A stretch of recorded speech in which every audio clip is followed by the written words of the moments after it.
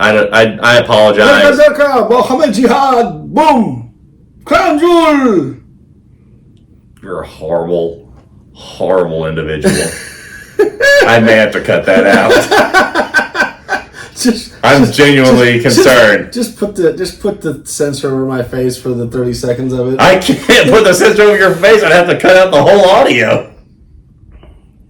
Just play some music in the background, a little Madonna, She's making a comeback after Deadpool and Wolverine. I apologize to all of our international audience. My name is like a little bird. Okay, just 10 seconds of that because we don't want to get demonetized. Oh, yeah. Just 10 seconds is my middle name.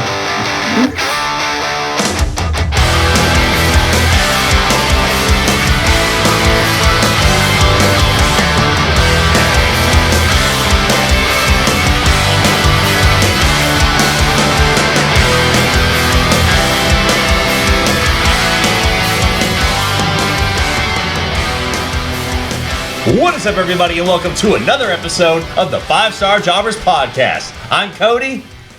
And I am still your 5-star champion. You're welcome. Nobody thanked you for it. Heroes don't need thank yous. They know they're appreciated. Whatever. You know that scene at the end of The Dark Knight? I didn't say thank you, and you never will. You just wait. Because whenever I go up against who it is you're going to put in front of me, whatever it takes. That's what I said. Oh, I have a little surprise for you, and I'm sorry I can't tell you. It would ruin the surprise, but hence why it's called a surprise. I have quite a surprise for you, and you'll have your first opportunity at the anti-bullying event with SRCW. At SRCW? Yep. Solid Rock Championship Wrestling presents the anti-bullying event in Thomasville, Georgia. That's my bit. I'm supposed to do all the upcoming events. Yeah. Well, I'm more excited about it now more than ever. They've already announced the card. Like, what else could there be? Hey, man, I make things happen. That's all I can say. Regardless, thank you everybody for watching and thank you for listening. If you haven't already by now, go ahead and subscribe to everything that we've got. We're on all podcast streaming platforms, including Apple Podcasts, Spotify, Pandora, you name it, we're there. Also, you can find us on social media. We're on Facebook, Instagram, TikTok, and YouTube. You can see all of our commentary content, as well as our episodes on here as well, if you want to watch us in person instead of listening to us in the car. But it's whatever you want to do. But also, I want to let you guys know some upcoming events that are going to be going on pretty soon. First off, November 2nd, the Guardians Legacy will be back presenting War of the Guardians 2. It'll be at Rosenwald High School Gym in Panama City, Florida. Doors open at 6 and bell time is at 7. If you want more information on tickets, go to www.theguardianslegacy.com. Also, as John previously alluded to, November 9th, SRCW, that's Solid Rock Championship Wrestling, will be happening on November 9th, and it'll be their 9th annual anti-bullying event. If you want to go to this, it's at Thomas County Middle School in Thomasville, Georgia. Doors open at 5:30 and the bell time is at 6. If you want to see a grown man poop his pants, make sure you don't miss this event. It's going to be spectacular. Well, aside from that, there's also going to be some spectacular people that'll be there as well. Indeed. Ray Drew, former NFL star. Go Dogs! Former Georgia player as well. Get it right, boy. The former First Lady of Professional Wrestling, Missy Hyatt, will be there as well. Honka honka. Oh my gosh, John. I may have to put an image over that, but I don't know if that'll be okay. 2 5-stars. Oh my gosh. Missy Hyatt will be there. And also, the masterpiece, Chris Masters, former WWE Superstar, will be there as well. It's going to be... What? Oh, nothing. I'm just really excited to see Chris Masters. Okay. Anyways, a lot of great names are going to be there, and it's going to be a fantastic event. Also, just announced recently, November 17th, Kraken Pro Wrestling will be at the Leroy Rogers Senior Center. It'll be a different venue than like before, but Leroy Rogers Senior Center in Tifton, Georgia. Doors open at 3. Bell time is at 4. Again, this is on the 17th, so it'll be on a Sunday. So doors open at 3. Bell time is at 4.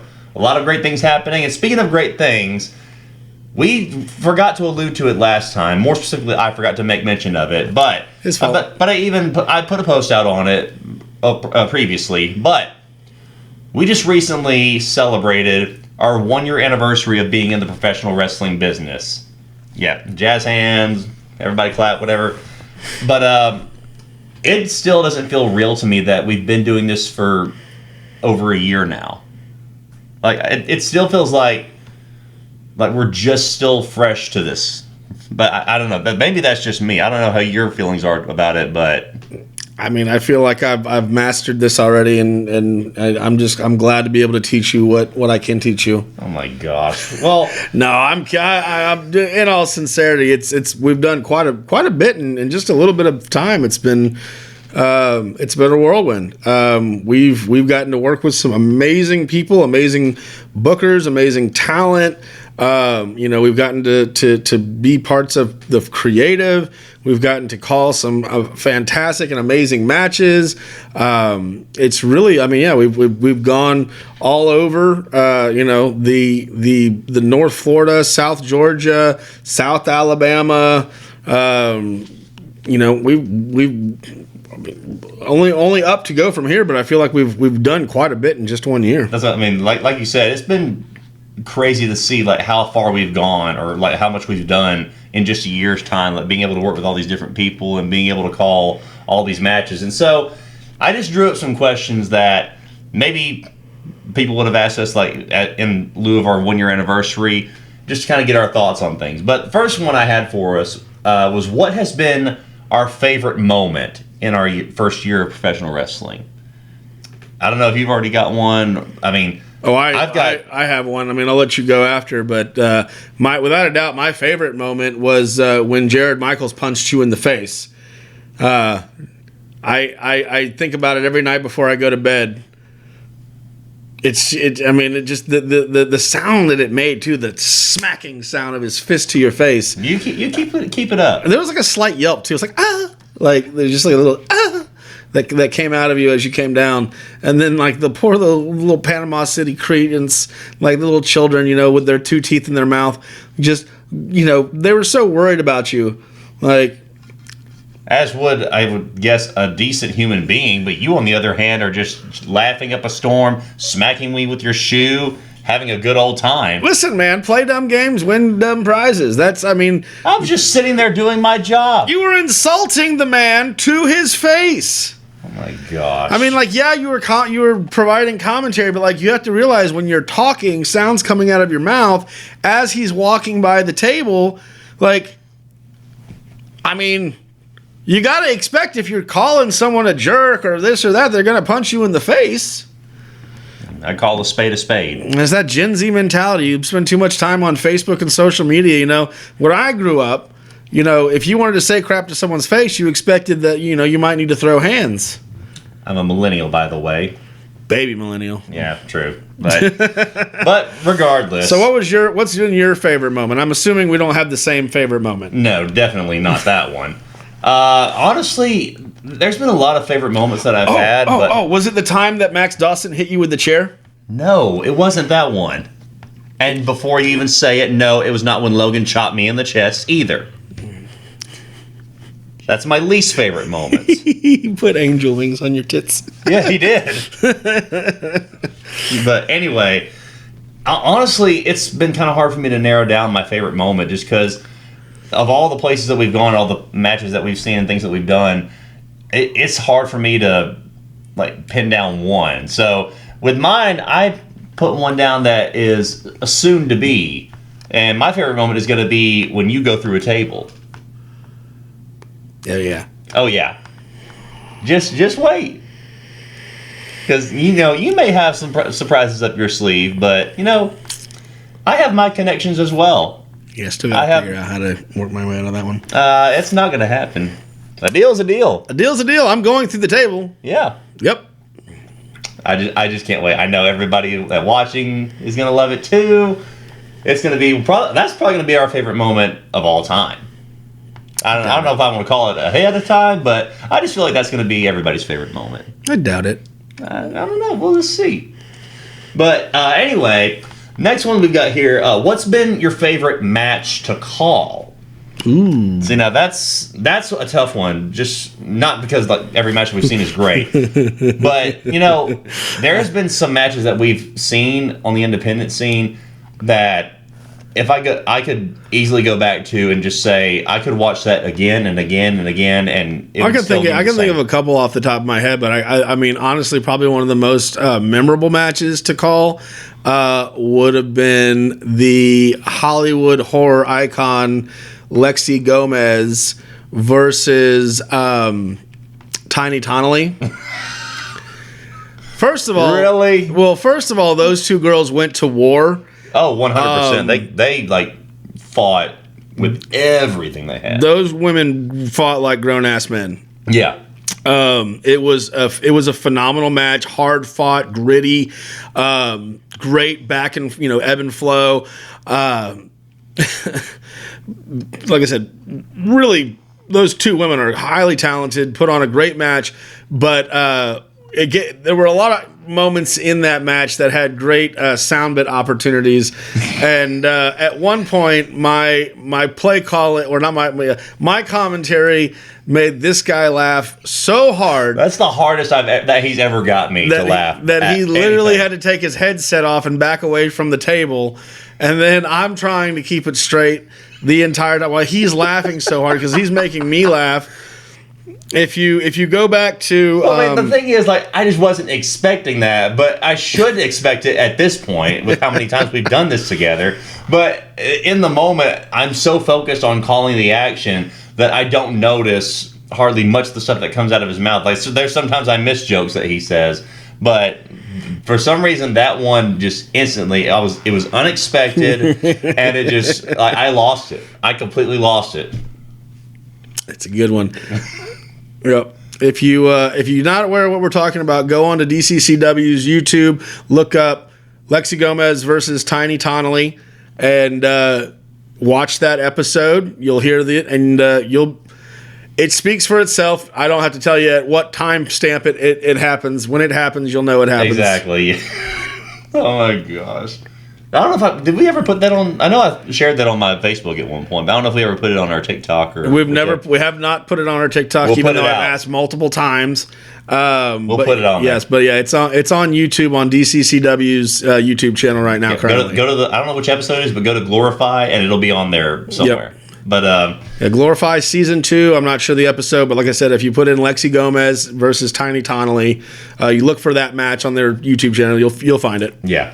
As far as my favorite match to call, I mean, I feel like I could always go back to the very first event that we called, and I think it was at Hope Championship Wrestling. It was October 21st. I don't remember what the name of it was. I think we were in Thomaston, but I think probably my favorite one from that, and I'm going to list a couple here just because it's hard for me to narrow down just one specific one that I can always go back to that was my favorite. But I would probably say my favorite one was at that one. It was Cosmo Martinez and Suave for different reasons. One, because it was just a fantastic Lucha Libre style match. Mm-hmm. And also because me and Justin, whenever we talked about, whenever he was on the show, whenever you were gone, because he works camera for us sometimes whenever we go to different places. And this was his first time doing a roaming cam at ringside. And so he's trying to get as close to the action as he possibly can, but at the same time trying to keep his distance so that way he doesn't get involved or doesn't get hit by something. But this match spilled out to the outside, and every time that he would back away, they kept following him and kept like throwing each other like towards him and getting closer towards him. And it culminated before they threw each other back in the ring, where one of them got a chair, and he was like, "Oh well, they're just gonna like keep it in their hands and hit it like that. Like I'm safe where I am." No, these guys took it and just chucked it across at the other guy, and it nearly hit him. And Justin was like, "Whoa, what are you doing, man?" Yeah, that was a good one. Yeah, come to find out, they were purposely doing that to Justin. Yeah. Oh gosh, Justin, if you're listening to this, we love you so much, and thank you for doing the camera work for us. Yeah, that one's one of my favorites. Another one that's as of recent was at Kraken Pro Wrestling, and it was Kevin Cantrell versus Trey Shaw. That match was everything that I thought it was going to be. If you haven't watched these guys, period, Go check out their stuff because these guys are fantastic. I mean, this guy will sing Kevin Cantrell's praises all day long. And, Cantrell rules, baby. Indeed. Cantrell rules. And Trey Shaw, I just recently got introduced to him whenever we started joining Kraken. And, man, this guy is absolutely phenomenal. Like, does incredible work. Go check out his stuff as well. And then my last one that I have, this will be my final one. I don't remember which show it was, but it was I think it was one of their second matches, but it was Hunter Young and Logan Stevens at Guardians Legacy. That had me on the edge of my seat, had me jumping up and down, and I don't know if you'll see it on our commentary cam. No, they've had a lot of great matches. I'll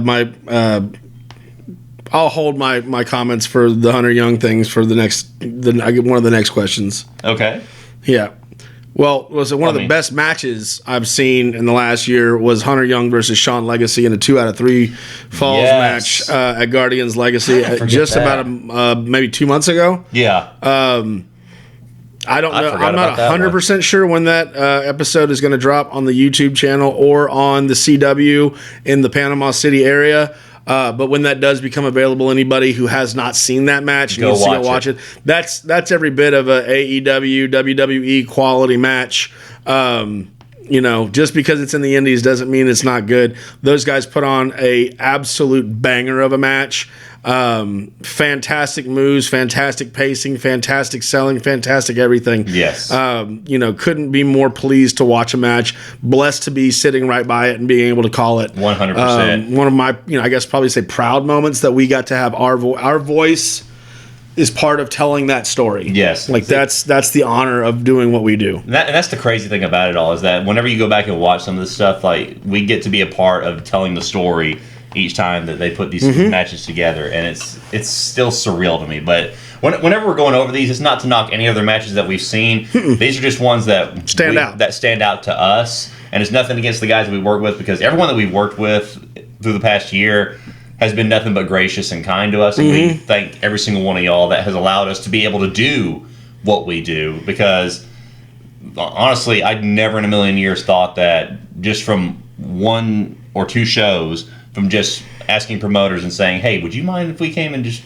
sat at a table and did commentary for our product, that would turn into us being at this point we've done so many shows. Like I said, it's no hindrance to not necessarily mention 1 or 2 people or a match or this. At this point we've seen hundreds of matches. Yes. That's the thing. It's not like that's the crazy thing is I was expecting, maybe do a couple of these events within a year. We've got to the point where we do multiple events a month. Yeah. We've gotten, like I said, we've gotten to meet a lot of people and see a lot of great matches, and sometimes, it's you can forget one that then when someone reminds you of you're like, oh man, how did I forget that? That was an amazing match. Yeah, exactly. Another one that I thought was fantastic was Mikey Spandex. It wasn't Mikey Spandex. It was what's his name? He's in the tag team. At DC's Richard Adonis. Richard Adonis versus Prince Handsome. Yes. Adonis versus Prince Handsome. That was probably honestly, 6 months ago. I love watching Richard and Jay Sky of the Rapture. Those guys are absolutely fantastic. Yeah, the Rapture is fantastic. Yeah, and Adonis. And I'll say Mikey Spandex. I apologize to Richard for the last time I did commentary where I accidentally called him Adrian at least 15,000 times. He is not an overweight white man. No, he is not. I deeply apologize, and I hope the next time I see him that he doesn't punch me in the face. Oh, I'd love that. But anyway, next one we got, what's been your biggest challenge this year? Oh, trying to carry your stupid butt during every event. I mean, come on. I mean, no, I'm just kidding. I was about to say, mine's been trying to keep you on the PG level. We'll break kayfabe for a second here, and I'll give this guy his flowers for once. This guy right here is absolutely fantastic play-by-play commentator. It's great sitting next to somebody who gets excited legitimately about every match and about every event. And I say excited like I sit right next to him. I can see the tent. I can't. No, gosh, no. He's gosh. half chubbed the whole time. Shut up. But yeah, like I say, he calls it with so much vigor and excitement. He makes the matches come alive. It's great, and it makes it very easy for me to be able to provide the color when you lay such a good foundation with your play-by-play. So, no, I will give you your flowers. So no one tell me I'm not honest. But biggest challenge is as we go from booker to booker and promoter to promoter, our character, and we'll say breaking kayfabe here, our character work. We try to maintain the same level of character work and have the same character as we go from place to place so that we have the same voice. But when we go from promotion to promotion, we have different bookers with different mentalities of creative. Right. And so trying to meet their wants and their expectations, but maintaining our character's integrity. Right. It's not hard, but it's definitely the thing we have to give the most attention to. Yeah. Well, I mean, I know it's the biggest challenge for you because, and I say this because I love it because I love the banter that we have, and I love that I'm able to share this with this guy. Yep. But his biggest challenge is trying, because like you said, there are promoters that have different for the promoters that like to keep me at G. Exactly. I'm a PG-13 at best, man. I don't know about that. Like sometimes on the car ride, you get rated R. Sometimes on the car ride, I get rated in C-17 or I'm about to say. But anyway, like I say all that because like I'm going to give you your flowers as well because with color commentators, like their biggest job is to crap on the other guy and also crap on the good guys as much as possible. Just do everything they can to get the people to hate them. And I have achieved that goal. He has done that and then some. And I love here's the thing. I give him flowers because there's some places that we go to where it's especially hard for you. Because there's some things that you want to say and some jokes you want to make where it's like, okay, just think about where we are and think about the place that we're at, and it's not the most appropriate for that setting. And you have done a fantastic job of doing that. I know it's been hard in the beginning stages of it, but it hasn't been to the point where it's like we said something and then it was like... It just makes me have to be more creative with my insults. Exactly, and that's the thing, that your creativeness in being able to adapt and find different avenues to get to where you need to get has been like I applaud you for it. Well, because thank you. I appreciate that. Honestly, you do a fantastic job with it, and your willingness to adapt and be able to work around that kind of not necessarily restrictions, but more like standards. I'll say it's been fantastic. And thank you. You honestly, you do a phenomenal job with it. Yep. Well, I'll tell you and I don't think we have this question, so I just want to kind of tell this story. One of my favorite little moments that's happened especially in the last 6 months, is the work that we've done with Guardians. For the longest time we would sit at the table and we would do commentary. Now with like DCCW, they have their own show, like they did their show on YouTube, and so our commentary is on those shows for the people on YouTube. Well, Guardians didn't release their YouTube show until they did it at the same time with the CW show. Right. And so for all these times, like the fans would see us and we'd be there and we'd be commentators, and there'd be a couple moments here and there where they could get the idea that you're the good guy and I'm the bad guy. Right. But for the most part, they were just like, they're the commentators. The fans just treated us like the commentators. But as time has gone on, and as as people are watching the shows and hearing the things I'm saying about them, they no longer are think that we're just commentators. They have figured out they don't like me. They don't like me at all. Oh yeah, they absolutely love me. They love you, and they hate me, and I love it.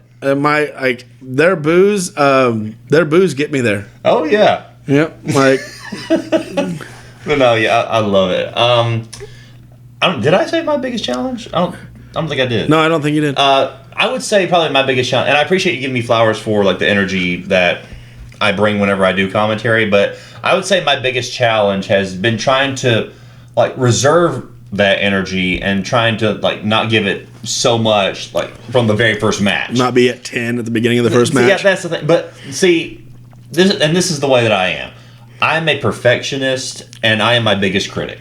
And so like, I appreciate you giving me the compliments and everything, but in my mind, I'm like, there's no way that I am like at the level that I need to be. There's so much more that I can improve on, and I try to improve on that every single day. So I take any advice and any form of criticism with a grain of salt. But my biggest thing that I've had to try and learn is trying not to give so much energy from the very beginning. Just trying to reserve myself unless it calls for it. Like I guess in some ways, whenever a match opens up, if there's some kind of like big thing that's happening, then it'll go to that point. Yeah. Then I'll start off at a 10.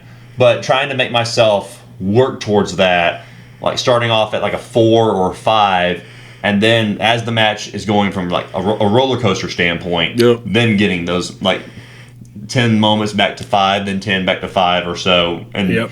But, that's just the thing. He says 10 to 5 because he can't do a 4. No, I can't do a 4. I could try with all my might, but that's the thing. Like, I love this business, and I love professional wrestling. I've loved it ever since I was a kid, and being able to do this, like, if you told my 10-year-old self that I was going to be doing this, I probably would have looked at you like you were out of your mind. Like, much less... Like, I did not think I would be in this business, much less be a commentator. Yeah. No, it's definitely been a pleasant surprise. But yeah, like, that's been my biggest thing. But I can't help it. I got a lot of passion. I got a lot of excitement, energy, and nervousness, anxiety. I got to get it out somehow. I apologize to all the promoters and everybody that has to listen to me scream at the top of my lungs on the microphone. But it's become my thing now, I guess. I don't know. But anyway, last couple of ones we'll get into, and then we're about to get into some predictions here in just a little bit. Who would you say has been your biggest rival? I don't have any rivals. Everybody loves me. I think the people at Panama City would beg to differ with that. Okay, so maybe people who... A lot of people, actually. Maybe people who are insulin, dependent. My gosh, welfare John. state, need to count to 20 with their socks off. Like, there's no accounting for bad taste. But as far as the wrestlers or promoters, I mean, I arrive and people are elated. Like, the hard work is done. The show has arrived. Like, I mean, you see it. I mean, I walk there and people just, it just brightens the room everywhere I go. Yeah, it's because the exit doors are opening up. Listen, correlation does not equal causation. Okay, it's you'd be. He's got heads turning, but it's the other way. Some say potato, I say potato. But I mean, maybe let's see. I can name several. I don't have rivals. I really don't. Like I said, people love me. But who can I stand? Who do I loathe? The Miami boys. Do not come to my table and shake your in front of my face. My gosh. Like, I don't need to see your coconut swinging from the tree. Oh my gosh. Next time you stand on top of my table and shake your moneymaker, make sure you're wearing a more restrictive form of brief. Okay? Nobody needs to see your bobby danglers. And especially after you've been working up a sweat and profusely, perspiring. Keep messing with him. I absolutely love it. I'll bring scissors next time. Anyway, as far as my biggest rival, I've got a couple. Yeah, he has a couple. People don't like him. Well, the thing is, like, Jared Michaels is the obvious one. Mr. Saturday Night, Jared Michaels. But that was resolved in the form that he lost his championship to the Full Nelson. That's still under contention. That's still under contention. Just as well as I do that Skip is an abusive promoter who likes to throw his weight around unnecessarily. And Jared Michaels, if not for Skip Bonder, would still be the champion. Collusion. I doubt that very seriously. Collusion. I like to say what goes around comes around. And, karma is a... I ain't going to say it. Because I'm not going to use the censor on myself. Okay, JoJo Siwa. Who the living? No, I'm kidding. I ain't gonna say it. But anyway, as far as my biggest rival, Karma's a. I should have known better if I had known. yeah, I'm marking it He down. has to mark it down. Why do you continue to do this to me? Make sure you put in like a little soundbite, you know? No. Anyway, I got a soundbite for you. don't. You're a filthy, filthy man. But no, this guy has been harassing me on social media. He's been a thorn in my side for over a year now, and he makes me call him the most loved man, or whatever he likes to call himself these days, but Diamond Duke. Yeah. And unfortunately, we'll have to see him at the anti-bullying event in Thomasville. So, there's that. I can only hope that the acting general manager, Bill Weaver, will be able to put Duke in his place. Possibly put him in a sharpshooter. It did happen last year, and I am one for tradition. I mean, or they could have Miss Chalance Royale give him a nice little drop kick to the mouth again. That was fun. Someone will definitely get put into a submission maneuver at SRCW. I can guarantee it. Hopefully it'll be Diamond Duke. But anyways, It'll definitely be somebody at the table. I know it's not going to be me. It's not going to be me either. I don't know what table you're talking about. I don't know.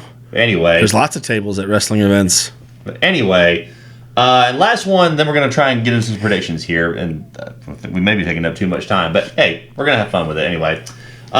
Who would you say is your greatest ally? Me, myself, and I. Why did I not see that coming? I don't know. Because you're stupid. I'm definitely my greatest ally. Like every time I go to a show, I bring it, 100%. Like what else can I say? And honorable mention for phenomenal wrestlers who make my job easy: Kevin Cantrell, Roughneck Max Dawson, Prince Handsome. I mean, just to name a few, just absolutely fantastic workers who do a great job, every time they're in there. Whether or not you have anything nice to say about them or not, they're amazing performers, amazing wrestlers. Just wait until the next DCCW show. You'll see Prince Handsome's entrance theme. Can't wait. They added a little soundbite using your voice. Oh, no, really? Yep. That's awesome. Because remember from the last show that we did where you said, he's just so dang handsome. They've got it in his entrance theme now. That's great. I heard that when they were going over the entrance themes and everything. I was like, wait a minute. John was supposed to be here. I was like, wait, did y'all put that in there? They're like, yeah. That's awesome. Oh, you're like I said, number one ally. My gosh. But anyway, I've got a whole list of allies. People love me. It's also a list of losers and people who, are in the breadline. I think they would probably want a piece of you after this. Everybody wants a piece. Anyway. It's always on sale. Just, got to find the right price. My gosh. Anyway, I know I'm going to miss a few on here, but don't take it to heart. But, of course, my number one greatest ally, I would say, is obviously Xander King. Xander King is my best friend, my brother, probably my... Like, more like that. I'm definitely going to have to put an image over that. Like that? Tweezers? No. My gosh. Anyway, yeah, Xander King, definitely James the Gator Grimm. Me and the Gator are always good allies. And that guy is a well-known shoe thief, as one knows. Yeah, that guy stole my shoes. No, stole a shoe, not shoes. Only one. Listen, partial theft. They come in a pair. The minute you take one away, the whole set's ruined. I mean, not really. I mean, how many shoes do you wear with one? You're still able to walk around.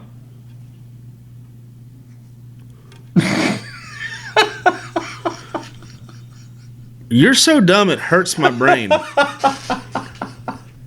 No, I mean that was probably I should have put that as one of my favorite moments on there. Whenever he took your shoe.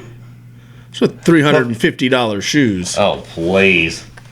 Anyway. Not even to mention the $500 sunglasses. But no, like that, I always go back and watch that video, and it makes me laugh so hard because you can see his reaction whenever it initially happens. He's just sitting there because he had rolled in front of the desk and somehow had managed to like slide up underneath. And you can see his face whenever he's starting to take off his shoe because he wore Hey Dudes and not his normal dress shoes. It was summer, and we were in a gymnasium that doesn't have air conditioning. I was trying not to die. Hey, I wore a tie and a full suit, okay? I managed just fine. You also brought yourself your own individual fan. Hey, I come prepared. Yeah, you should bring one too.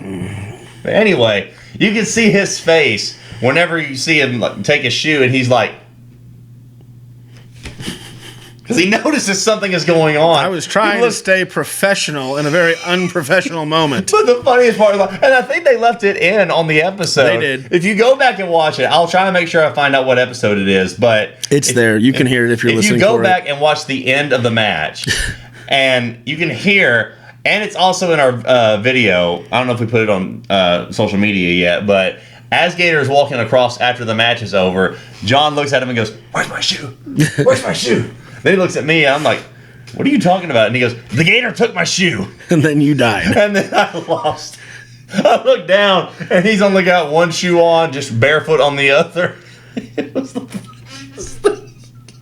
Oh, it was so good. Yeah. Oh, Gator, I love you, and I hope that you continue to steal his shoes from here on out. If I need to make a legal situation about this, I will. But anyway, guys, it's been a fantastic ride. I'm so glad that we've been able to make it 1 year in the business, and I hope we have many, many more years to come. We're having a great time. We love this, and we're looking forward to what's next for us. But now we're going to try and get into some predictions because Crown Jewel is this Saturday. Crown Jewel. I don't know if I should bleep that out or what, but I'm not sure what you just said. Hopefully... Crown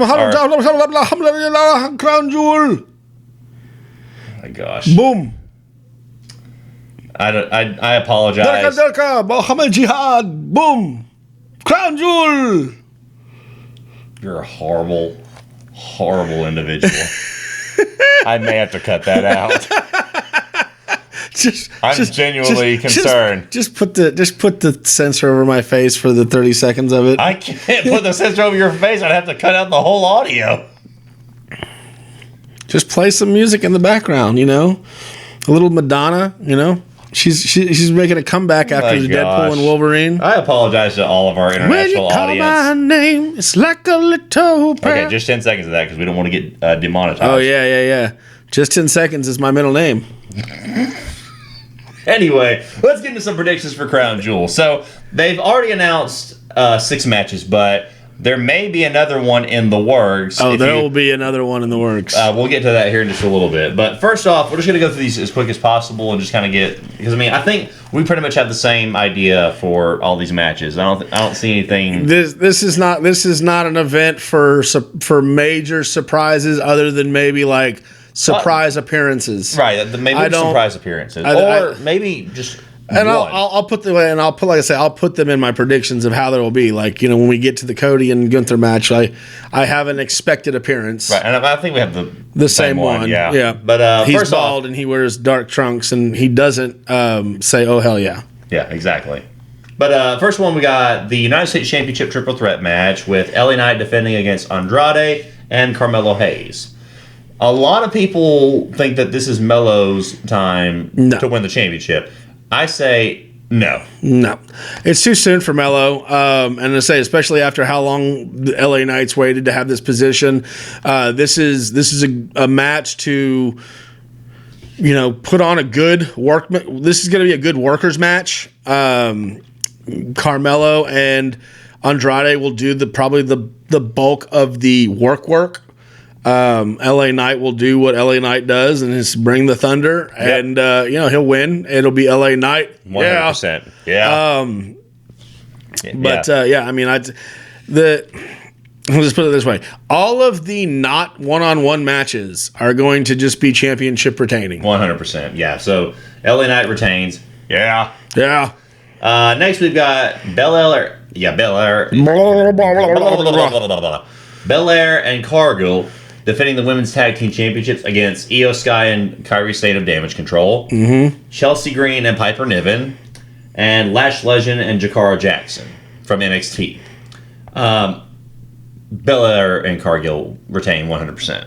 Yep. There's no way that they're put. I mean, if anybody that they would put the belts on, it may be Damage Control, but even then, I don't see that changing anytime soon. No, this is going to be. I hate to say it, but of all the matches on the card, this is the get up and go pee match. Exactly. Sorry, but I mean, that's how it is right now. Next, we got Seth Rollins versus Bronson Reed. I think this is Seth Rollins' retribution match, 100%, and Seth Rollins gets the win. And then we find out what's next for Bronson Reed, but Seth gets the win on this, in my opinion. I think Seth gets the win on this as well. I agree with that. I think it's going to be a hard-fought match. I think it's going to be, I think it's going to be close. I think it's going to look like Bronson can win. I don't know. Yeah, like of all the matches, this is the only one where, like I said, I think Seth's going to win. I agree with you. But if there's any match that I'm the least confident in, it's this one. I can see that. I feel like there's a possibility of Bronson winning this match, just to continue the story. Because if Seth wins, and I mean, I guess they could have Bronson come out and do more later on. Right. So, like I said, I'm not really sure how they write this one. That's why I said I'm not as confident. But at the end of the day, like if put a gun to my head, I'd call it Seth Rollins over Bronson Reed. Yeah, 100%. Next we have Randy Orton versus Kevin Owens. Easy, KO wins this. No question about it. Yeah, KO is going to win this. This is going to be, I think we're going to get a rivalry between KO and Randy Orton for a while here. And then we'll work back around to him and Cody Rhodes as well. At some point, I don't know. I don't see. You talking about KO and Cody Rhodes? Yeah. Okay, because I'm about to say I don't see Randy and Cody getting in together. No, they're not going to have until anything. After this WrestleMania season's over. Exactly. So, this will be KO and Randy for probably the next little bit. Yeah. It'll be interesting. I'm excited about it, but yeah, I definitely think KO gets the first win. Yeah, definitely. Then we get into the Crown Jewel Championship matches. We've got the Women's Championship, where you have Liv Morgan versus Nia Jax. I mean, I'm going to call it. I mean, it's obviously going to happen. It's going to be Nia Jax. Yeah, the giant turd wrapped in leather will. It's going to happen. But the only thing that I can hope for is that Tiffany Stratton comes out at the end of it all, because Raquel is going to come out and try and do something with Nia Jax, or try and do something to defend Liv. Of course, Rhea Ripley may come in as well and try and. I think it'll be a full bore schmoz. The fact of the matter is there's no way Rhea Ripley's not going to be at this event. I think as far as to say this, the Saudi Arabian government pays for this event. Yeah.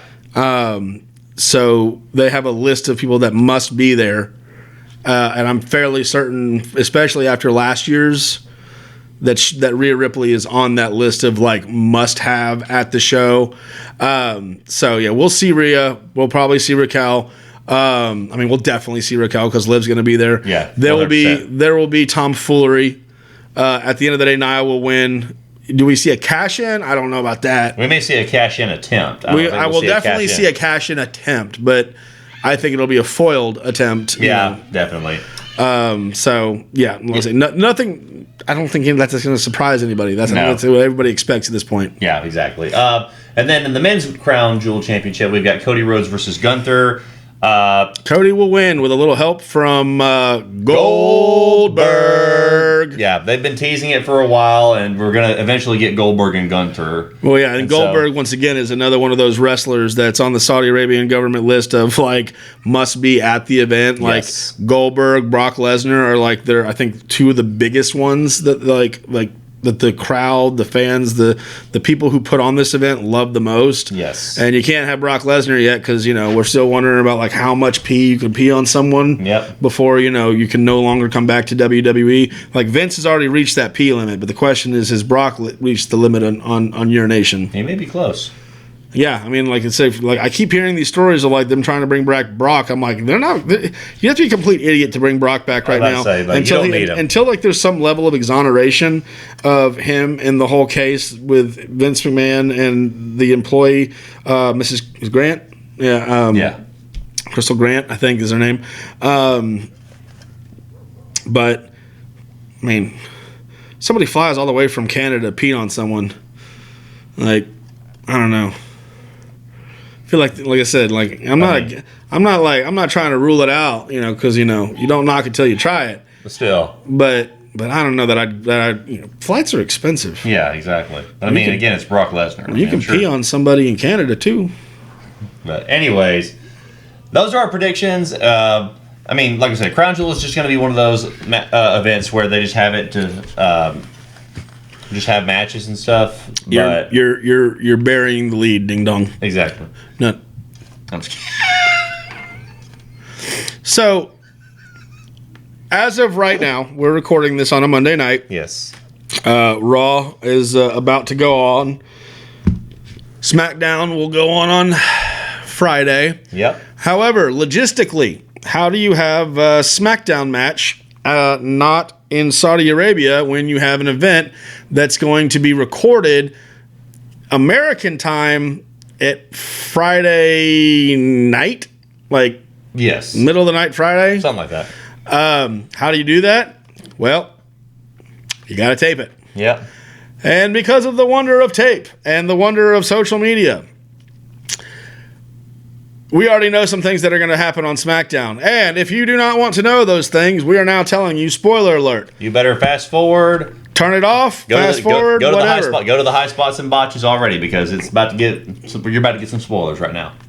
But video has leaked showing this week's SmackDown, or part of this week's SmackDown, will include a promotional segment between Jey Uso, who came out and attacked the Tongans and helped the Motor City Machine Guns win the World Tag Team titles on last week's SmackDown.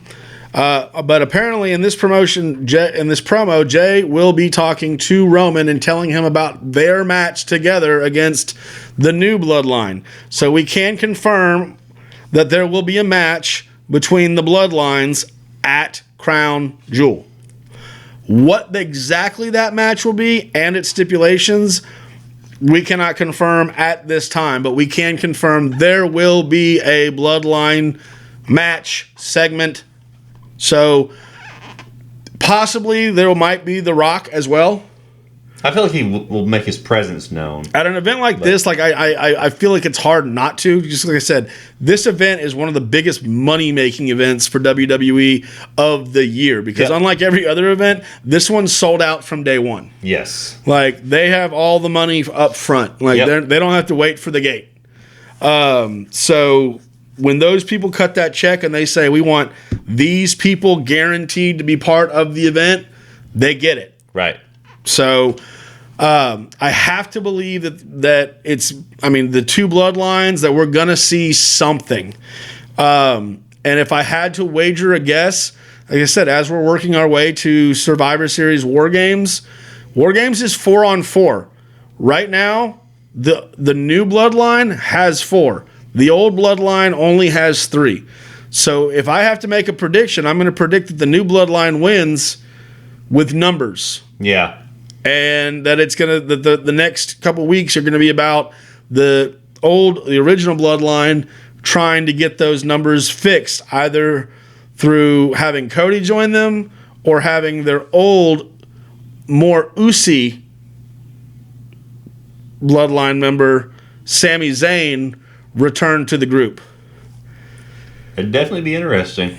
I don't know if it'll work out or not, or if they're going to try and go the alternative route and stick with the family side and try and bring in another new face. I think you can't bring a new face in because that defeats the whole purpose of the original Bloodline. Yeah, true. But Still, It's a possibility, but there's a lot of ways that they can go with it. It's just going to be a matter of how they get there. Yeah, but like I said, so we can confirm, and get it here. We're providing you up to date information. There will be a bloodline match at Crown Jewel, and I am giving my prediction that the new bloodline, the Solo Sikoa bloodline, will be victorious. Or like I say, they'll get disqualified or whatever. Yeah, something will happen. But there will be a beatdown of the original bloodline due to lack of numbers. Yes. But anyways, those are our predictions, and we're very much looking forward to Crown Jewel and just seeing what comes of it and seeing some surprises and maybe some big changes, but we'll just have to see. But anyway, guys, now it's time for some high spots and botches. Now, as far as high spots go, I've got quite a few, and some of them are actually from AEW this week.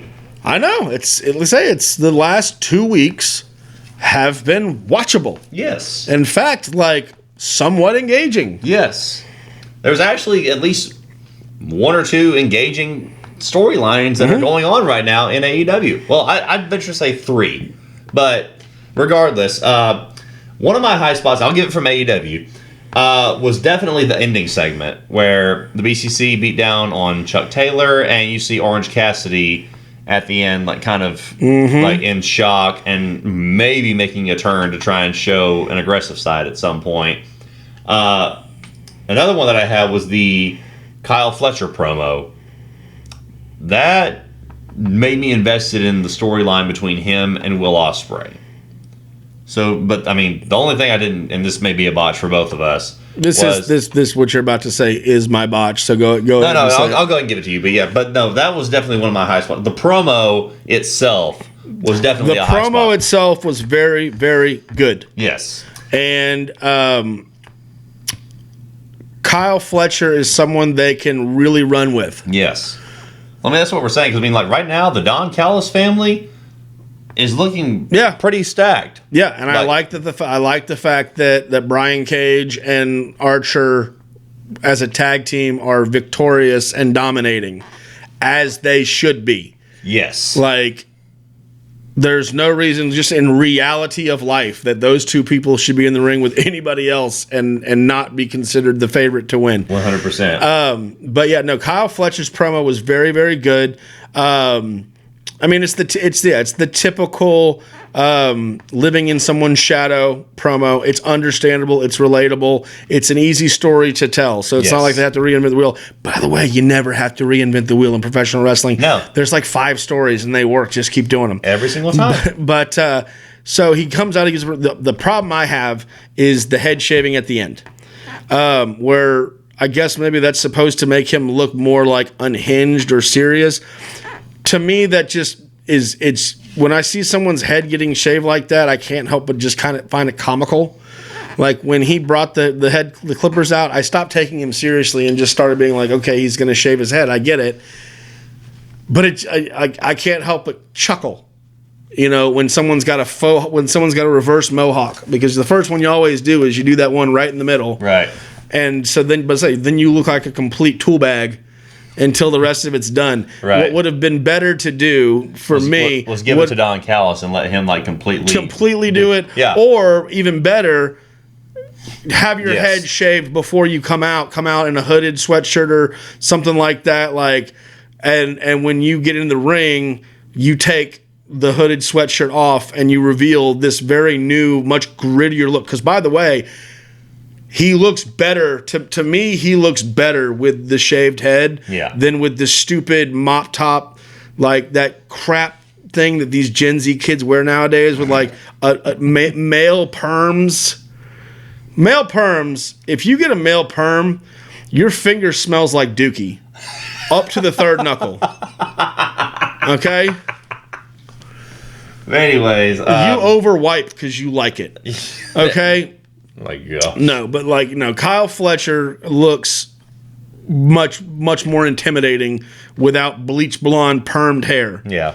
So I can take him more seriously as a heel. Yeah. But yeah, like I said, I would have preferred him come out already looking like that. So like I said, that's my botches because like I said, it took a really good promo, and instead of there being an exclamation point, it kind of in the sales world we call it up talk or up speak. Yeah. Your uptones when you end you end a statement, but if you have an uptone, it then makes it seem like almost it's a question or it seems like you're not done talking. Yeah. And so it leaves the listener unsure if what you've communicated is all that you're trying to communicate. Yeah. So and maybe I'm being nitpicky, but that was one of my high spots is the promo, but the botch is what happened at the end of the promo. Yeah.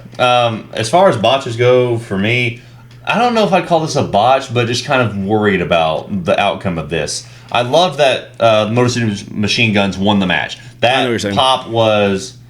It wasn't as much as I would like for it to be. Good for Brooklyn, though. That pop, when they came out, was so much better than it was last week when they debuted. Brooklyn, New York. We knew that Brooklyn was going to deliver. Yeah, and so. But I know what you're getting to. You're going to make the point that this is the second. Technically, they had two matches, so they won the World Tag Team titles in their third match. Right. I just worry that it's too soon, but nothing against them winning. What I'm actually going to say about this, I liked this because the Motor City Machine Guns are new to WWE, but they are by no means new to professional wrestling. They've been a tag team for close to 20 years, if not 20 or more. They've all been in the business for over 20 years. And one of my biggest critiques of WWE over the years, especially under the Vince, is bringing in well-established names and this whole you need to pay your dues because you're new here. Right. Bullcrap. Like, if you're in the business bumping, you're paying your dues. Like, everybody has a bump card, and you don't change it when you go from place to place. Now, granted, you might need to earn your keep in a new company, but let's say I'm an MBA business professional. Okay, a regional manager, regional director level executive. If I go to a new company, I don't start off as a sales rep or the janitor. Right. I go to a new company, I expect to actually be promoted if I go to a new company. I'm not going to go to a new company unless I'm going to get paid more or given more authority over the situation. So if we're talking about this from a purely business perspective, this is the first time, and I really love this, is that they brought in people who are established talents that have been world-renowned tag team. And instead of them coming in and treating them like, oh, the WWE universe has to get to know you. No, thrust them there. Yeah. Because the WWE universe is going to get to know them as the World Tag Team Champions now. And the rest of the world, that's not just the WWE universe, already knows them as ROH Tag Team Champions, Impact Tag Team Champions, New Japan Tag Team Champions. I get where you're coming from. Right.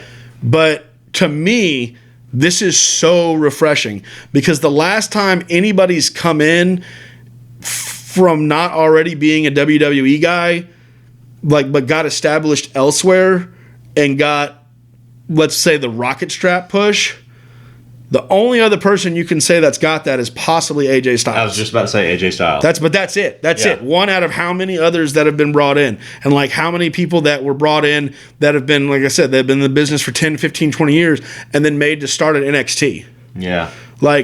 I loved Bobby Roode in NXT, but it was a travesty to see Bobby Roode, a former world champion, someone who, he cared, he was one of the people who carried TNA on his back for years and years and years, be forced to come into NXT. And then when he got over NXT, went to WWE and then basically not get the push, be buried because he's not a WWE guy. Right. Yeah.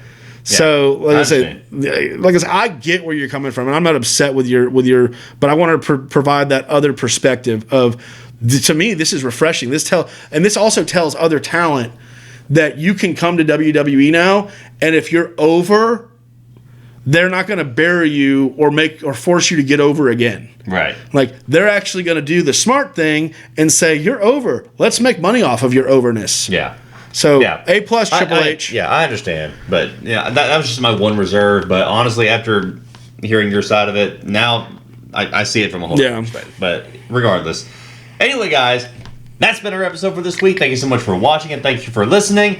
Like I said before, we're on social media. We're on Facebook, Instagram, TikTok, and YouTube. You can see all of our commentary content as well as video episodes from our podcast. And you can subscribe to our podcast wherever podcasts are streamed. On Apple Podcasts, Spotify, anywhere that podcasts are, we're there. Yep. But real quick, before we end the episode, I want to go over the events that we're going to be at or the events that you want to check out for sure.